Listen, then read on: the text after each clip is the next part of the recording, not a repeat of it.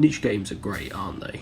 They go against the cookie-cutter design of modern games in favour of doing something different. Sure, they don't get as much of an audience as generic first-person shooter 69, but the audience they do get is far more favourable. After all, you're unlikely to buy a game where you drive trucks through snow and mud on a whim. It's more likely because you're well into it. SnowRunner is that niche game. SnowRunner is essentially Ice Road Truckers the game, but featuring a hell of a lot more mud.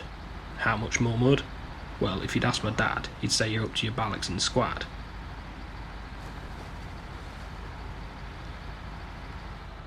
The core gameplay loop in SnowRunner is picking up cargo, delivering it to some place and getting rewarded in cash and XP for doing so.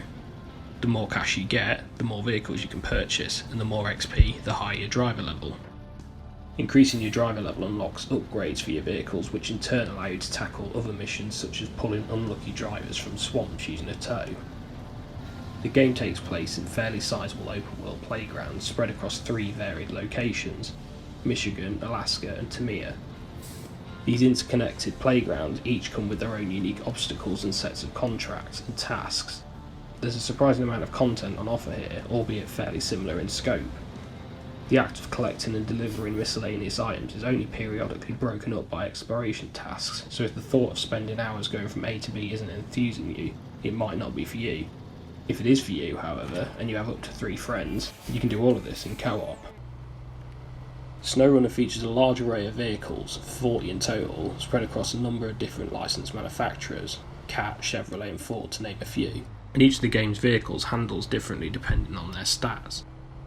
Early on in the game, the smaller vehicles tend to be better suited to off-road tracks, with the bigger trucks playing better on tarmac. The problem is that there's barely any tarmac in the game. Seriously, Michigan is all kinds of screwed up in this world, with mud, fallen trees and rocks removing any trace of roads that lay before the apocalyptic storm hit. But the lack of decent roads turns SnowRunner into a pseudo-puzzle game. You'll often find yourself plotting routes based on the state of the roads leading to a destination. You could take the main road, but that's currently blocked by a power line. It'll pay to get that removed, but in order to do so you'll need to navigate dirt tracks to pick up a piece of equipment, and that's no mean feat. There's a lot of planning before setting off from your garage, but it's essential to ensure success. The novelty of tackling your way through the environment soon wears off once you've failed a simple task of picking up bricks for the umpteenth time. Trust me.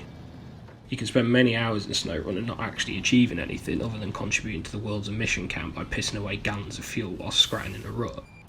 It's a brutal, relentless and often fruitless experience. It's essentially a game for that person who wakes up in the morning and thinks, you know what, I fancy sticking my dick in a mangle. But despite all this, it's weirdly addictive. The game, not the mangle. While SnowRunner is an incredibly difficult game, it can also be kinda calming. Sure, your vehicle will slide into a ravine as easy as spag bol from a plate, while simultaneously acting like an untamed toddler when driving down a tarmac road. But when it clicks, it's great fun. Splashing through mud and snow taps into that childlike playfulness, but there's a genuine sense of achievement once you've finally navigated your way through a particularly volatile area. You make use of the vehicle's low gears, all-wheel drive, if the vehicle has it, and lock diff, again, if it has it, to get through these areas, but you always have your trusty winch to fall back on if you become stuck. The winch attaches to trees and similarly vertical objects to help pull you unstuck, and once you've mastered it, you'll be blasting down dirt tracks like Spider-Man, swinging from tree to tree. It does come with limitations though.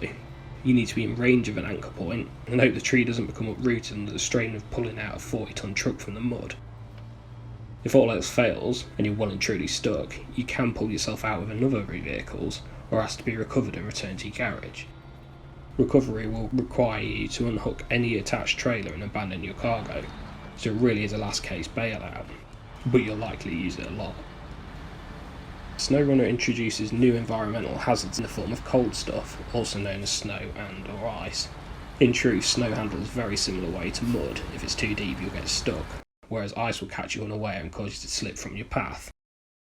Traversing these two can be made easier by adding chains to your tyres for extra grip. Speaking of which, this game has a ridiculous amount of tyres available to customise your vehicle. I'd even go as far as say it's an offensive amount.